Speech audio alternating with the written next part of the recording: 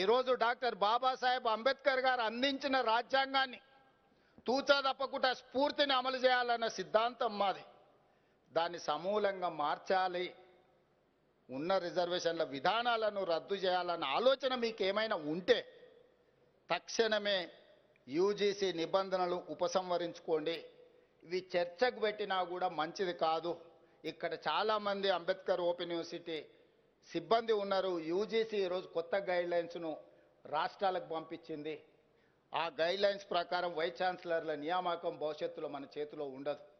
ఆ గైడ్లైన్స్కి నా ఆమోదం జరిగితే ఇదే చిట్ట చివరి రాష్ట్ర ప్రభుత్వం నియమించుకున్న వైస్ ఛాన్సలర్లుగా గంటా చక్రపాణి గారు, బాలకృష్ణారెడ్డి గారు, లేకపోతే ఇక్కడ ప్రొఫెసర్ పురుషోత్తం గారు, వీళ్ళందరూ చివరిగా రాష్ట్ర ప్రభుత్వాలు నియమించుకున్న విద్యావేత్తలు అవుతారు.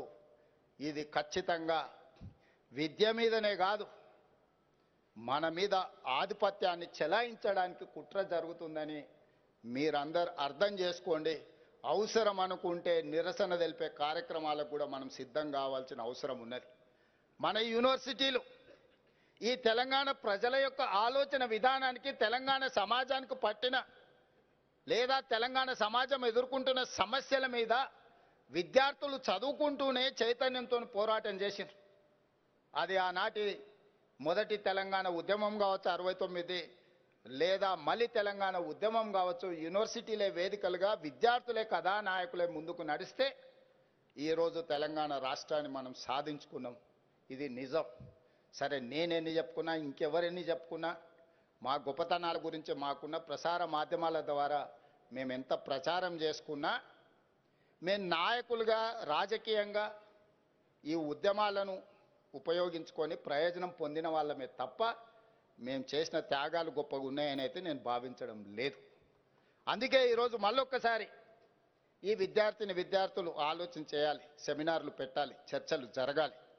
ఈ నిబంధనలు తెలంగాణ సమాజానికే కాదు, ఇతర రాష్ట్రాలకు కూడా ఇదేమైనా ప్రయోజనం ఉంటుందా? దీనివల్ల నష్టం జరిగితే రాష్ట్రాల చేతుల నుంచి ఒకటొకటిగా కేంద్ర ప్రభుత్వం అన్నిటిని గుంజుకుంటే చివరికి స్థానిక సంస్థల్లాగా, మున్సిపల్ కార్పొరేషన్ లాగానో లేకపోతే జిల్లా పరిషత్ లాగానో సేవలు అందించి సేవల కింద పన్నులు వసూలు చేసుకునే సంస్థలుగా మిగిలిపోతే రాష్ట్ర ప్రభుత్వాలు. యూనియన్ ఆఫ్ స్టేట్స్ అన్నారు. రాష్ట్రాలకు ఉన్న విశేష అధికారాలను కేంద్ర ప్రభుత్వం ఆక్రమించుకుంటూ పోతే ఇది చివరికి మనం జీవోత్సవాలుగా మారే పరిస్థితులు వస్తాయి. ఇది ఏమాత్రము ప్రజలకు మంచిది కాదు. రకరకాల పరిస్థితుల వల్ల ఎవరైనా అధికారంలోకి రావచ్చు, కేంద్రంలో భావోద్వేగాల పరిస్థితిలో కూడా రావచ్చు.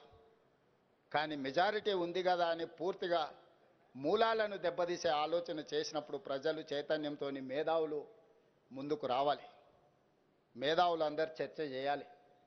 ఈరోజు కేంద్ర ప్రభుత్వం చేస్తున్న మార్పులను నిశ్చితంగా గమనించాల్సిన అవసరం ఉన్నది. వాళ్ళ ఆలోచన ఏమున్నదో, మార్పుల వెనకాల ఉన్న విధానం ఏముందో కూడా ఈరోజు చర్చ జరగాల్సిన అవసరం ఉన్నది. అందుకే మిత్రులారా, ఈరోజు సమయము, సందర్భము, వేదిక సముచితమైందనే కొంచెం ఒక లైన్ పక్కకు దాటినా ఈ అంశాలను ఇక్కడ ప్రస్తావించడమే సముచితమని నేను ప్రస్తావిస్తున్నా. వాస్తవంగా నేను ఏ వేదికల మీద అక్కడ వేదికను బట్టి అంశాలను ప్రస్తావిస్తా. నేను రాజకీయ వేదికల మీదనే రాజకీయాల గురించి మాట్లాడతాను. నేను మిగతా వేదికల మీదకి పోయినప్పుడు అభివృద్ధి కార్యక్రమాలకు వెళ్తే అభివృద్ధి గురించి, సంక్షేమం గురించే మాట్లాడతాను. ఏ వేదిక మీదకి వెళ్తే ఆ వేదిక మీద అక్కడ ఏం అంశాల మీద మనం ఏర్పాటు చేసుకున్న దానికే పరిమితమై మాట్లాడతా. ఈరోజు ఇక్కడ ప్రారంభోత్సవ కార్యక్రమాలు, అంబేద్కర్ గారి విగ్రహావిష్కరణ కార్యక్రమం అంటే రాజ్యాంగం యొక్క స్ఫూర్తి. ఆ రాజ్యాంగం యొక్క స్ఫూర్తికి విఘాతం కలుగుతుంది, భంగం కలుగుతుంది అన్నప్పుడు ప్రస్తావించాల్సిన అవసరం ఉంది. ఇంతమందిని చదువుకున్న వాళ్ళను, మేధావులను, ఆలోచన పరులు ఒక దగ్గర జమేసి నేను మీటింగ్ పెట్టడం కూడా అసాధ్యం. నేను కావాలంటే 10 లక్షల మందితో మీటింగ్ పెట్టుకోగలుగుతా, నాకేం పెద్ద సమస్య కాదు. కానీ ముందరి వరుసలో ఉన్న 10 మందిని ఆ మీటింగ్కి రప్పించడం నాకు కష్టమైన పని. అందుకే వాళ్ళందరూ ఉన్నారు కాబట్టి వాళ్ళందరి దృష్టిలో జరుగుతున్న మార్పులు, చేర్పులు, పరిణామాలను ఈ తెలంగాణ సమాజానికి వీళ్ళే ప్రతీకలు, గౌరవం. అందుకే వాళ్ళ ముందు ఈ అంశాలను ప్రస్తావించిన ప్రధానమంత్రి గారు ఇంకొక అన్యాయం కూడా తెలంగాణకు చేసిండ్రు. మేము పద్మభూషణ్, పద్మశ్రీ అవార్డుల కోసం కూడా తెలంగాణ సమాజానికి ప్రతీకలైన గద్దర్ గారి పేరు, చుక్కా రామయ్య గారి పేరు, అందశ్రీ పేరు, గోరె టెంకన్న పేరు, జయతీర్ తిరుమలరావు గారి పేర్లు వీటన్నిటినీ రాష్ట్ర ప్రభుత్వం నుంచి మేము ప్రతిపాదన ఇచ్చినాం. కానీ ఏ ఒక్క పేరు కూడా కేంద్ర ప్రభుత్వం పరిగణలోకి తీసుకోలేదు. ఇది మాకు కొంచెం బాధ కలిగించింది. మరొక్కసారి మీకు అందరికి కూడా గణతంత్ర దినోత్సవ శుభాకాంక్షలు తెలియజేస్తూ మీ అందరి దగ్గర సెలవు తీసుకుంటున్నాను. ధన్యవాదాలు మిత్రులారా.